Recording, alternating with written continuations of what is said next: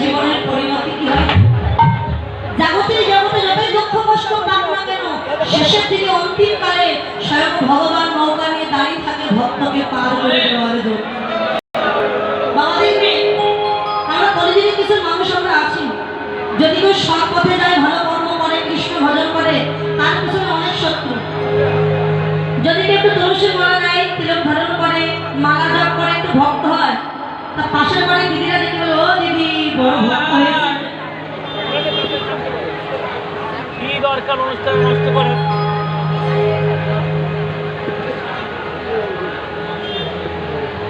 তুই যে বড় ভক্ত হয়েছিস, যদি কোনো বাবারা যায়, তারপর কি বলে, ও দাদা খুব তো বড় ভক্ত হয়েছে। আপনি যদি কাউকে দেখে আপনি বলতে চান দাদা জয় গীতা, তখন জয় গীতা বলার ধরে কথা আপনাকে দেখে হাসবো, খুব যে জয় গীতাই বলছে বলে। কিন্তু আমরা একটা কথা মনে রাখবে, ভালো পথে যখন কেউ যায় তখন সবাই তার পেছনে। কেন? আপনি এটা ভাববেন, আজ আমি ভালো পথে আছি বলে সবাই আমার পেছনে লেগেছে। জগতের সবের শত্রু বেশি, অসতের মিত্র বেশি। অসৎ মানে খারাপ, তার বন্ধু বেশি। যাই না কেউ জ্ঞানের ধারে, সবে বাদর কেনে আদর করে। সব অসতীরে সতী কয়, সতীর লজ্জা জগত। দেখো সারের বেগুন খাচ্ছে ভালো, ডুমুর পচে নষ্ট হল। দুধ খেয়ে না হয় না খুশি, মদের দোকানে ভিড়ি বেশি। জগতে যারা অসতী, তাদের যে টাকা পয়সা থাকে তারাই হলো বর্তমানে সতী। যারা সতী, টাকা না থাকে তারাই হলো অসতী। দেখবেন দুধ ঘোষ বাড়িতে বাড়িতে নিয়ে যায়, দুধের কিলো কত? 40 টাকা হোক, 45 টাকা হোক, দুধ বাড়িতে বাড়িতে নিয়ে যায়। দুধ খাওয়ার লোক না, কেনার লোক নেই। কিন্তু মদের দোকান যতই দূরে হোক না কেন, ঠিক ছুটে যাবে। মানে কলিযুগে এটা হবে। ভগবান বলেছিলেন যে কলিযুগে সব মানুষের কোনো মূল্য থাকবে, তাই বলে এই নয় আজকে আমার মূল্য দিচ্ছে না বলে আমি হরিনাম করবো না। আরে জাগতিক জগতে আপনার পেছনে সবাই লাগবে, কিন্তু অন্তিম কালে ভগবান নিজে দাঁড়িয়ে থাকবে ভক্তকে ভবসাগর পার করে দেবে। এই জগতে লোক ভালো বলুক বা না বলুক, তাতে আমার দুঃখ কি, কিন্তু অন্তিম কালে তো ভগবান আমাকে পার করে দেবে। যারা কিছু কিছু অভক্ত আছে তারা কি বলে জানে, একজন বৈষ্ণব যাচ্ছে রাস্তা দিয়ে, তা বৈষ্ণবকে দেখে ওই অভক্ত রেখে কথা বলে, দাদা কাকু, এই যে কাকু আপনি হরিনাম করছেন, আপনি হরিনাম করছেন, আপনিও বললেন আমি হরিনাম করি না, আমারও মৃত্যু হবে। হরিনাম করলে মরবো, না করলেও মরবো, তাহলে হরিনাম করবার কি দরকার? আমার কথাটা কি খারাপ? হরিনাম করলে যদি আমি বেশি 10 দিন বাঁচতাম তাহলে হরিনাম করতাম। তো হরিনাম করলেও মরবো, না করলেও মরবো, তো হরিনাম করবো কেন? বৈষ্ণব বাবা হেসে বললো, তুমি এখন ঠিক কথা বলেছো। হরিনাম করলেও মরতে হবে, না করলেও মরতে হবে। তবে যারা হরিনাম করে তাদের মৃত্যু একভাবে হবে, আর যারা হরিনাম করে না তাদের মৃত্যু আরেকভাবে হবে। আরে বাবা, মানুষ তো সব একইভাবে মরে, মৃত্যু আলাদা কি আছে? শোনো বাবা, তোমাকে একটু বুঝি। এই খোকা, বিড়াল দেখেছো না?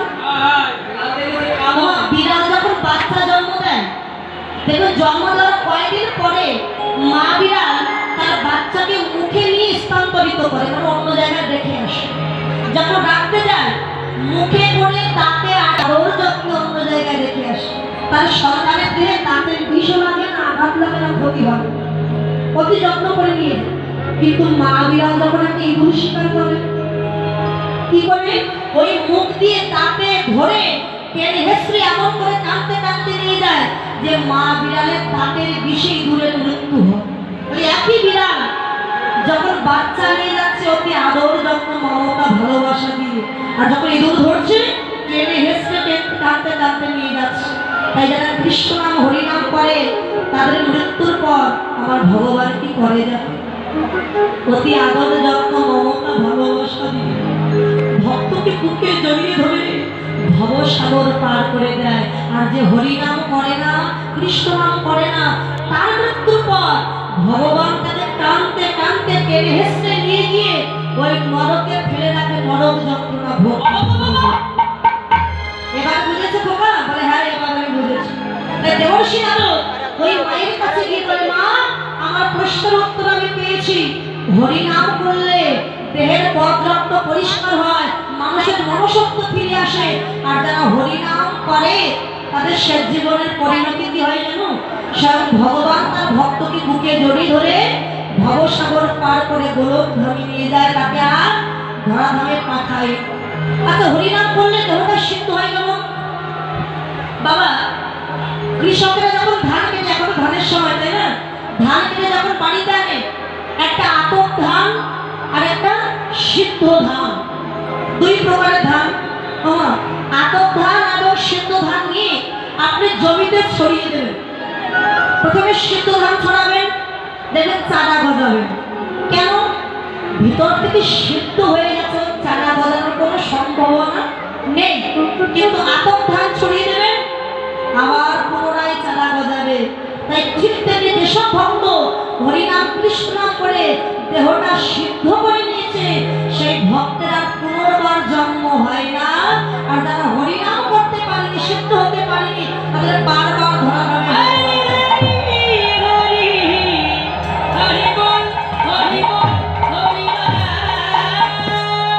অনেক মায়েরা, মাসিরা, দিদি ভাইরা তারা দক্ষিণা দিয়েছেন, কেউ 100, কেউ 50, কেউ 20, সকলে দান যেন কৃষ্ণ চরণে পৌঁছে যায়, কৃষ্ণ ঘরের ধনী হয়ে যেন মানব জীবন ধন্য করতে পারে। সকলে আশীর্বাদ করবেন। তাই হরি বল, হরি বল, হরি বল। আজকে ভক্তের ভগবান গৌরাঙ্গ সুন্দর সুরধুনী গঙ্গার কিনারায় দাঁড়িয়ে মনে পড়ে গেল সেই বৃন্দাবনের নৌকা বিলাস লীলার কথা। আর নৌকা গঠন করেছেন, কি নৌকা? ভাবরূপ নৌকা গঠন করে সেই নৌকায় নাবিক হয়েছেন স্বয়ং ভগবান। তার নৌকায় নিয়েছেন তাকে না, অনেক ভক্ত ছিল, সেই সব ভক্তের মধ্যে থেকে একজন ভক্তকে নৌকায় আগে তুলেছে। প্রিয় গদা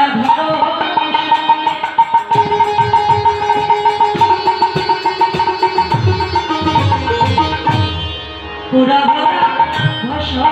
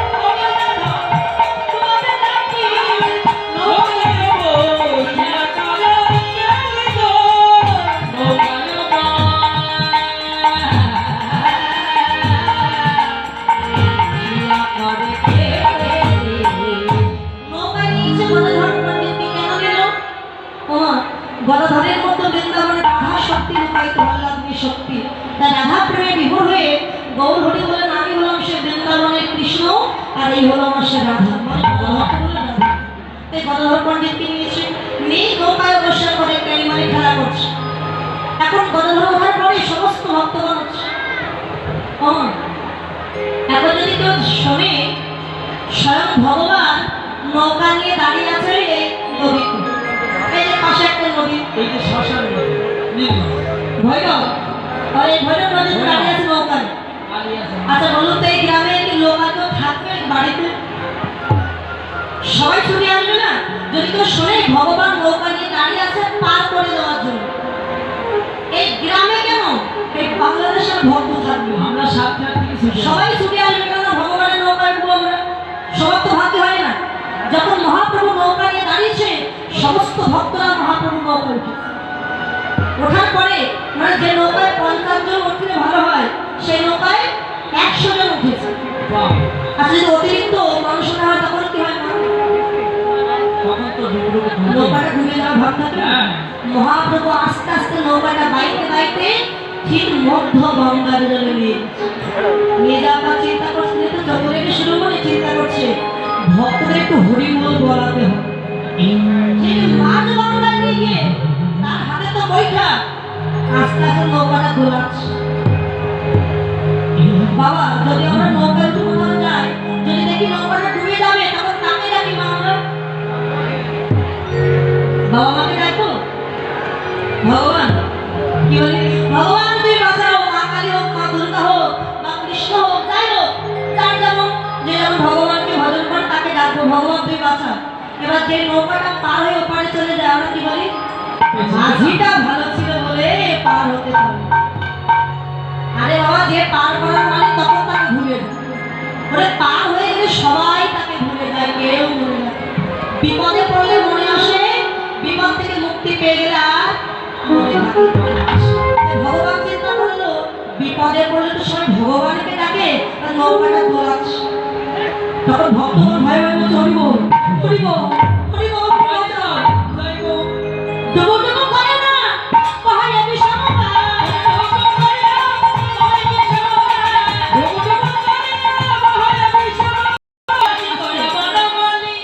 তোমার নাম মানে কি? ডুবো ডুবো করে না মানে না মানে নৌকা, আবার না মানে না না কি বলছে? ডুবো ডুবো করে না পাহাড়ে বিষম ইতিহাসে ভরা বনমালী আমার ঘন ঘন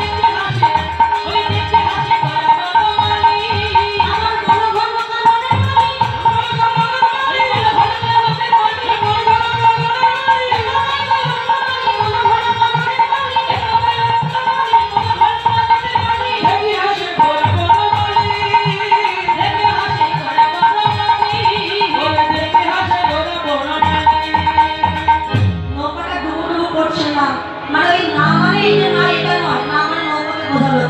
তো নৌকাটা ডোবাচ্ছে মহাপ্রভুর জন্য ধরছে। তখন ভক্তগণ ধরি বলল তো বাঁচা বাঁচা। সবাই যখন চিৎকার করছে তখন আশেপাশে যেসব ভক্তরা ছিল তারা বলছে গঙ্গায় কি হয়েছে? সবাই চিৎকার করছে তো যাই তো চল সবাই দুই কুলে এসে দেখছে দুই কুল ভরে গেছে ভক্তদের, দেখছে নৌকাটা ডুবে যাচ্ছে। আচ্ছা কেউ যদি বিপদে পড়ে তখন আমরা যতই বড় শত্রু হোক বিপদে পড়লে আমরা কি বলি? ঠাকুর ওকে বাঁচা রক্ষা করো বলি না? কিন্তু ওর ঘর পুড়ে যাচ্ছে আমরা কি বলবো? ঘুরছে না ভালো হচ্ছে এটা বলবো। তবে হ্যাঁ কিছু কিছু মানুষ আছে এটাই বর্তমান এই যে এবার তাই সবাই যখন বলছে প্রভু বাঁচাও বাঁচাও মানে ভক্তরা বলছে হরিবল, ভক্তগণ যারা দুই পাশে দাঁড়িয়েছিল নদীর দুই করে তারাও বলছে হরিবল। আমরা কেন বাকি থাকবো? আমরা বলবো হরিবল। হরিবল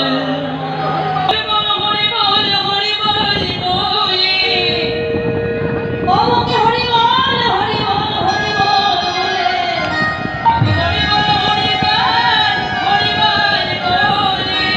নিতাই নিতাই গৌরে গেছে আমাদের নিতাই গেছে। ও গৌরে গেছে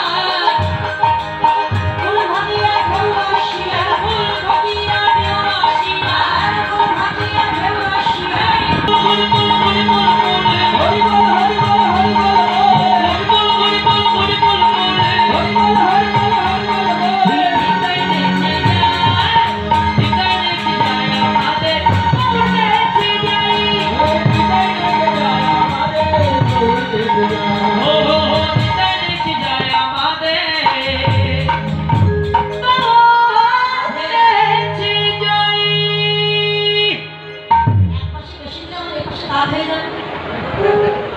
বলিব আবার নিশিকান্ত বাবা একটু আগে এসেছিলেন, উনি ৩০ টাকা দান করেছেন। উনি টাঙ্গাইল বাড়ি না, থাকে আপনাদের যশোরেই থাকে, এখানে চাকরি করবার কারণে এখানে থাকেন। উনি শারীরিকভাবে খুবই অসুস্থ, কিছুদিন আগেই ওনার স্ট্রোক হয়েছে, খুবই অসুস্থ ছিল, কথা বলতে পারছে না।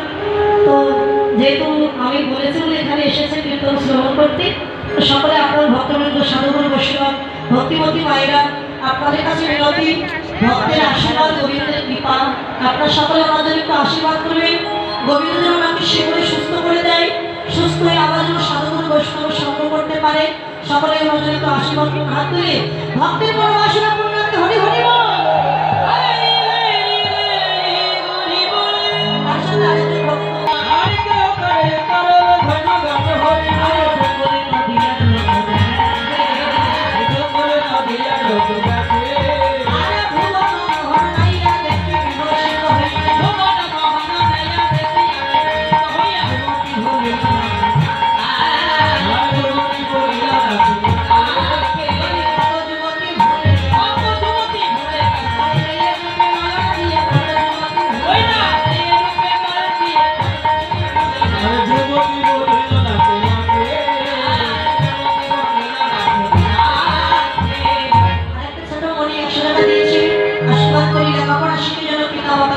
করতে পারে, কৃষ্ণ পদে যেন বসে থাকে, তাকে যেন অভিজ্ঞতা প্রদান করে।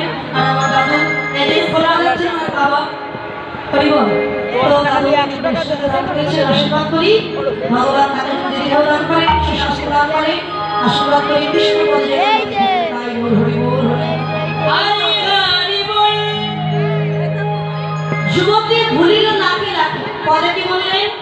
ভুবন মোহন রায়রা দেখে বিমর্ষিত হইয়া, যুবতী ভুলে লাখে লাখে, মানে লক্ষ লক্ষ যুবতী ভুলে গেছে মহাপ্রভুর রূপ দেখে। যে প্রশ্ন হবে, নদিয়ায় কি শুধু যুবতী, যুবতী মানে নারী, শুধু কি নারী ছিল, কোনো পুরুষ ছিল না? হ্যাঁ, পুরুষ আছে, এখানে পুরুষ, এখানে নারী।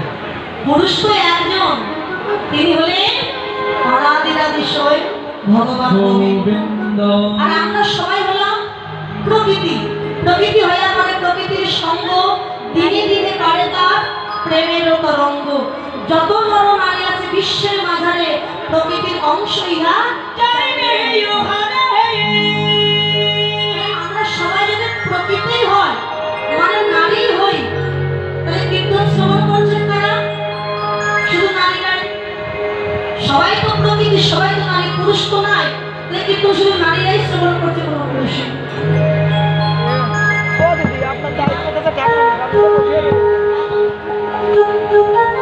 নিমাই রাজন তো 200 টাকা দান করেছে, আশীর্বাদ করি গোবিন্দ তাদের হরিবল।